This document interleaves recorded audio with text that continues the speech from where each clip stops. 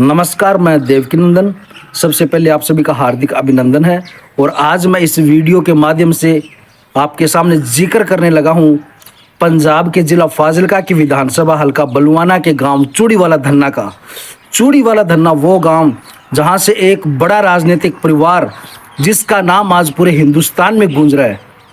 और इस गांव के अंदर हमेशा से ही बहुत ही अच्छा भाईचारा जो पिछले कई सालों से लगातार कायम है।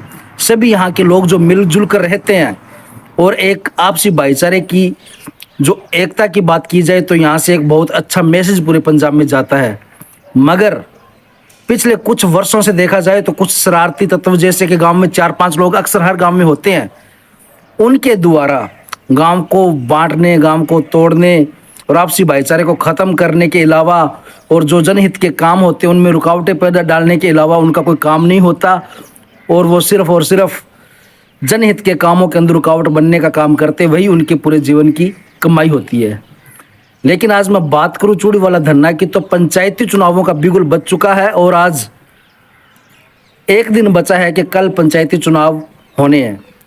उससे पहले कि पवन कुमार मलेठिया जो कि एक साधारण से घर से कैंडिडेट है सरपंच पद हेतु, और जिस तरीके से उन्होंने संकल्प लिया है कि गांव के अंदर से जो नशा है उसको ख़त्म करना, भ्रष्टाचार पर लगाम लगानी है और ऐसी जो बड़ी बड़ी सुविधाएं, विकास कार्य है जिनके लिए पिछले 70 सालों से गांव चूड़ीवाला धन्ना जो तरसता आ रहा है, और उन सभी विकास कार्यों को पूर्ण करवाने का और जो मूलभूत सुविधाएं इस गांव को चाहिए वो लाने के लिए जो संकल्प पवन कुमार ने लिया है। जैसे कि गांव के अंदर सबसे पहले तो एक 5 बेड का हॉस्पिटल, मोहल्ला क्लिनिक, बैंक की ब्रांच, बच्चों के लिए लाइब्रेरी, जो बहन बेटियां, जो बच्चे बाहर आज 12वीं क्लास के अलग अलग विषयों के लिए पढ़ाई करने के लिए दूसरे गांवों में जाते हैं, वो सब स्ट्रीम गांव चूड़ीवाला धन्ना में लेकर आने का काम। 100 दिन रहेगा जो पूर्ण रूप से हर किसी को रोजगार मिले। इसके अलावा बहुत ऐसे ऐसे काम जो जनहित में किए जाए, उन सभी का संकल्प लेने वाले पवन कुमार जो कि लगातार जनता के बीच में काम कर रहे हैं और जनता का भरपूर सहयोग पवन कुमार मलेठिया को मिल रहा है। जैसे कि पवन कुमार और उनकी टीम के द्वारा गांव के अंदर हर एक संबोधन के अंदर साफ तौर से बोला जा रहा है कि गांव के अंदर कुछ शरारती अंसर ऐसे हैं जो कि गांव में आपसी भाईचारे को ख़त्म करना चाहते हैं या फिर गलत अफवाहें फैला सकते हैं, उनसे बचा जाए। बिल्कुल उसी तर्ज के ऊपर कल जिस प्रकार से पवन मलेठिया का जो रोड शो निकला, जिसके अंदर हजारों की तादाद में जो जन समर्थन मिला, जो लोगों ने साथ दिया, वहां से ये कल एक तरफा बिल्कुल प्रतीत हो चुका था कि इस बार का जो सरपंच तो पवन को चुन लिया गया है।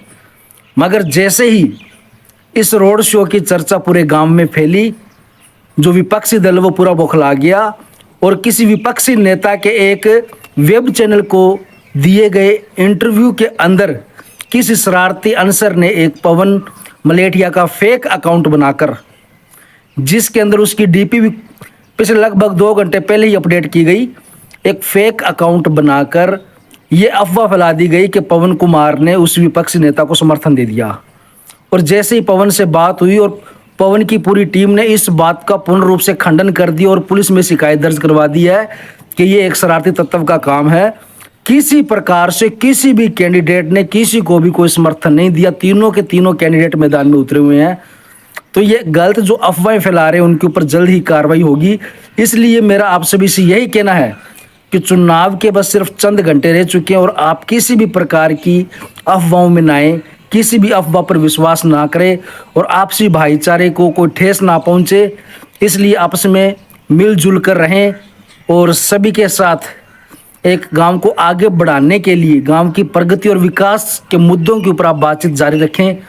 और पवन कुमार जिनका कि चुनाव निशान ट्रैक्टर है, उसके ऊपर आप मोहर लगाकर पवन को भारी मतों से जिताएं। और साथ में जैसे ये अफवाह फैली उसके बाद में पवन और उसकी टीम का क्या कहना है, जरा उनकी भी आप ये बात सुनिए। चुनाव का माहौल चल रहा है और कुछ ही समय रहे हैं, घंटे रहे हैं चुनाव का। और मैंने आपको पहले भी बोला था कि अफवाहें फैलाई जाएंगी। ऐसी घटनाओं पे आपने बिल्कुल ही कोई प्रतिक्रिया नहीं करनी है, नजरअंदाज करना है। मैं आप सभी को बता देना चाहता हूं, हमारा किसी को कोई समर्थन नहीं है।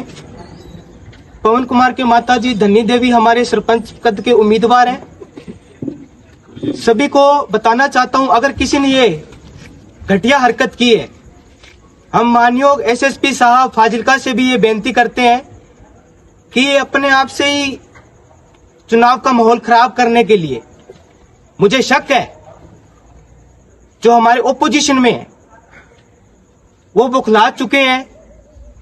लोगों का प्यार हमें जिस तरह से मिल रहा है वो उन्हीं की हरकत हो सकती है।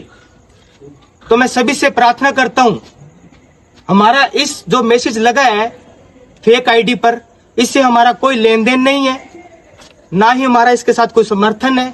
हम पूर्ण रूप से इसका बायकॉट करते हैं।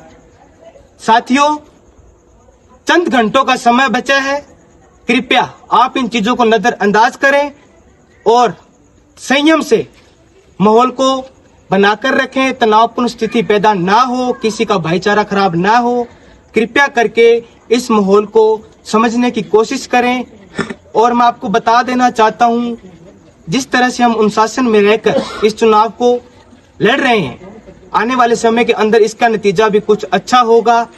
इतना सब कुछ कहते हुए आपसे मैं एक बार पुनः प्रार्थना करता हूं कि ऐसी घटनाओं पे बिल्कुल ही कोई प्रतिक्रिया ना करें, ना ही हमारा इसका कोई समर्थन है। हम पूर्ण रूप से इसका बायकॉट करते हैं और सभी साथियों से अपील करते हैं कि इस वीडियो को, इस मैसेज को ज्यादा से ज्यादा आप शेयर करें, ताकि जो ये घटिया चालें चली जा रही हैं उन लोगों को पता चल जाए कि गांव चूड़ी वाला धन्ना क्या, हमारा सरपंच पद का उम्मीदवार प्रत्याशी धन्नी देवी के साथ पूरा गांव समर्थन में है।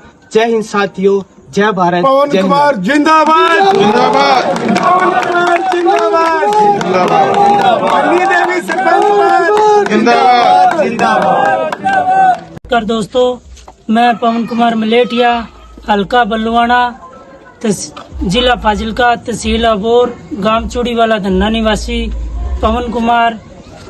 ये पंचायती चुनाव मेरी माताजी श्रीमती धन्नी देवी जी ये पंचायती चुनाव में उम्मीदवार है और आज किसी ने करतूत की है। मेरी आईडी है करके या फर्जी आईडी भी हो सकती है, ये कंफर्म नहीं है। मे भी ये फर्जी आईडी है।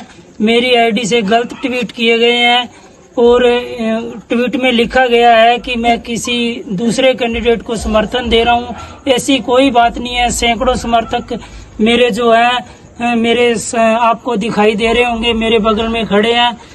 ऐसा ये कमेंट मेरा नहीं है, ये किसी की करतूत है। मैं पंजाब पुलिस को और इलेक्शन कमीशन को रिक्वेस्ट करता हूं कि यह करतूत जिसने भी की है उस पर तुरंत कार्रवाई हो और इस आदमी की आईडी की जांच करके इसकी पहचान की जाए और इसको बनती कानूनी कार्रवाई की जाए।